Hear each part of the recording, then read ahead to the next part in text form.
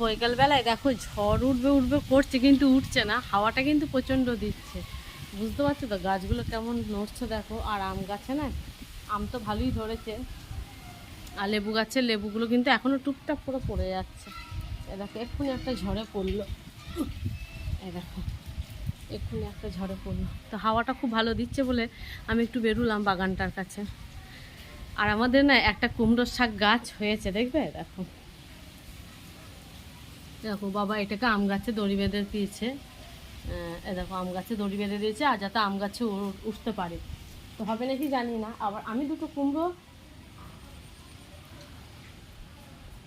চারা লাগিয়েছিলাম, কোথায় লাগিয়েছিলাম দেখো, আমার অঙ্গন ফুলটায় কত সুন্দর ফুল ফুটেছে। এই গাছের ডাল ভেঙে এখানে বসিয়েছিলাম, অনেকবার কাটা হয়েছে গাছগুলো, কিন্তু আমনা আমনি আবার ডাল থেকে হয়ে যায়। আর এইটা হচ্ছে যে আমার কাঠটগর ফুলের গাছ, এটা তো অজস্র ফুল ফুটে, অজস্র ফুল ফুটে, সবাই সকাল থেকে নিয়ে যায়। এদিকেও বেশ খানিকগুলো আম হয়েছে দেখো।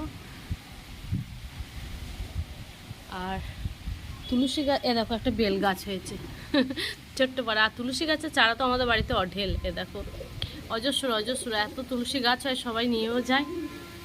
এ দেখো তুলসী গাছের চারা, এ দেখো বসাবো। আমার হরি মন্দিরের গাছটা না অনেকটা বড় হয়ে গেছে আর শুকিয়েও যাচ্ছে। এই দেখো এই দেখো আর দুটো বীজ আমি বসিয়েছিলাম কুমড়ো গাছে, এ দেখো একটা, এ দেখো একটা, এই দুটো হয়েছে। এগুলো যদি বড় হয় দড়ি দিয়ে ওই আম গাছে উঠিয়ে দেব। আর আমার এই গাছটার গন্ধরাজ ফুল গাছটা না ফুল একটা দুটো করে হচ্ছে, তারপর আর হচ্ছে না। গাছটা কিন্তু অনেকটা বড় হয়েছে, কিন্তু কবে যে ফুল হবে কি জানি। বেশ থোকা থোকা ফুল ধরে থাকবে, বাস ছাড়বে, তবেই না ভালো লাগে। আর কারি পাতা গাছটা দেখো এবারে শাখা পোশাকানে বিশাল বড় হয়ে গেছে কারি পাতা গাছটা। আর এই দিকের আমার ওই রঙ্গন ফুলের আর একটা গাছ আছে, কিন্তু এটাই ফুল হয় না, একটা দুটো করে হয়, তাছাড়া আর হয় না।